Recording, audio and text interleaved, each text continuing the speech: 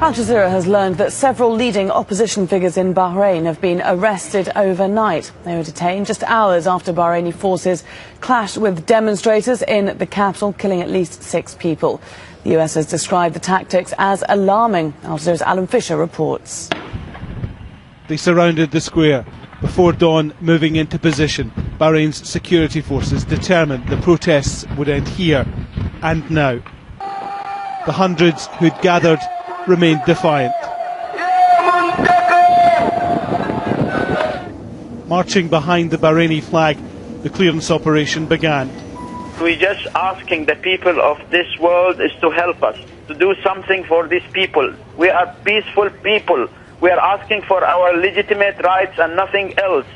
And all these troops which is coming from the Gulf, they're supposed to be protecting Bahrain from foreign attacks, not from the people of Bahrain, killing the people of Bahrain. Innocent people are being killed.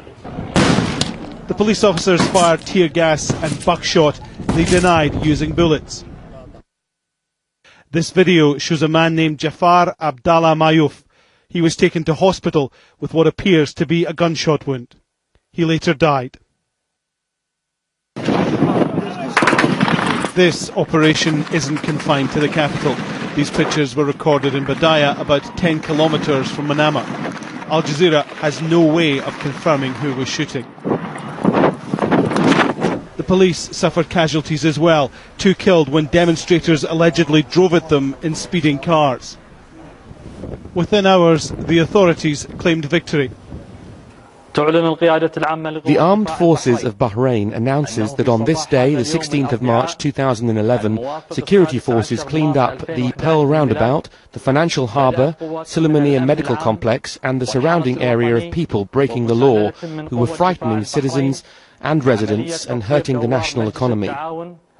State television carried live pictures from the now deserted Pearl Roundabout. We can assure our citizens and residents that Bahrain's stability and security is back and is in the hands of the people we have always trusted. The authorities are now in complete control of the roundabout for the first time in a month. This victory is symbolic, but with protesters saying they'll continue, it's not yet final. Alan Fisher, Al Jazeera. Well, Bahrain is home to the main US naval base in the Middle East, also known as the Fifth Fleet.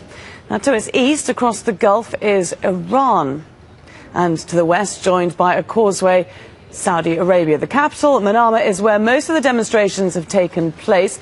The protest camp at Pearl Roundabout was cleared by security forces on Wednesday. There have also been reports of police blocking ambulances from entering the main Suleimaniya hospital. Well, Ahmad is one of thousands of anti-government protesters who've been demonstrating in the capital. He told us security forces were opening fire at random. You can see in the pictures and the videos, people raising flowers, flags, and they just come and shoot randomly, and they don't even care if it's a kid or a woman. We go injured women also, not just men. And other than that, the intervention of the Saudi and the GCC forces, I don't see any reasonable point in that. Why would you want to another external force to intervene in your own country? You're not fighting. You're not in a war. You're fighting your own people. Well, back in Washington, Barack Obama has telephoned the kings of Saudi Arabia and Bahrain and urged them to exercise maximum restraint. For more, let's cross back to Shihab in Washington. Thanks. In the last few days, US officials had appealed to all sides to find a political resolution but not use force. But on Wednesday, the White House and the top US diplomat, Hillary Clinton, did have a clear message for those cracking down on the protesters. Al Jazeera's White House correspondent Patty Culhane explains. Throughout the protests across the region, President Barack Obama has repeated one belief, what he says the U.S. stands for. The people of Egypt have rights that are universal. That includes the right to peaceful assembly. So would the U.S. stand for this from its ally, Bahrain? Today, the president called both King Abdullah of Saudi Arabia and King Hamad of Bahrain to discuss the situation in Bahrain.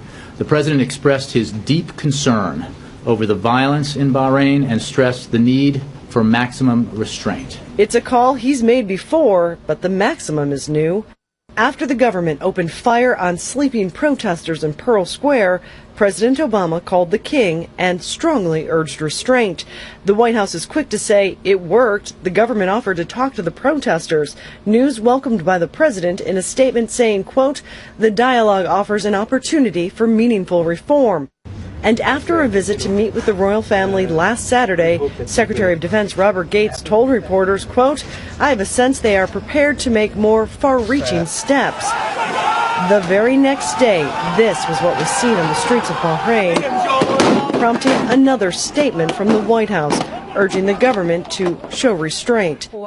The next day, troops poured in from Saudi Arabia, and the U.S. has not called for them to leave. Analysts say there is a reason the U.S. is being less than forceful. The Saudis and Bahrainis together are the pillars of U.S. national security or security strategy in the Gulf. They give the United States a military option against Iran. They give the United States a military option throughout the Middle East. And this Obama administration does not want to lose that. So they're not going to take the side of protesters. Is the U.S. willing to take any action in regards to making its point clear with Bahrain? Well, that's a question so far officials are trying not to answer. Patty Culhane, Al Jazeera at the White House. Earlier I spoke to Jay Stark. He's Deputy Middle East Director for Human Rights Watch. He told me that as the violence continues, the US needs to apply more pressure on its close ally. First of all, we're very concerned about the loss of life. Another 3 people reportedly killed today in the takeover of the Pearl Roundabout. That's on top of 2 or 3 people killed yesterday, at least in one case we know about, apparently from excessive use of lethal force. I mean, a man who was shot with a pellet gun or something, but at such close range that it basically blew his brains out. So, I mean, we think, number one, there has to be some accountability for what appears to be unlawful use of force. Secondly, we're extremely concerned about the reports we're hearing of the security forces in Bahrain blocking off access to the hospitals and medical facilities, so that people needing medical care can't access the hospitals, ambulances can't go out to where people have been wounded and infected. Okay, we're just going to cross over to Tokyo now. We're going to join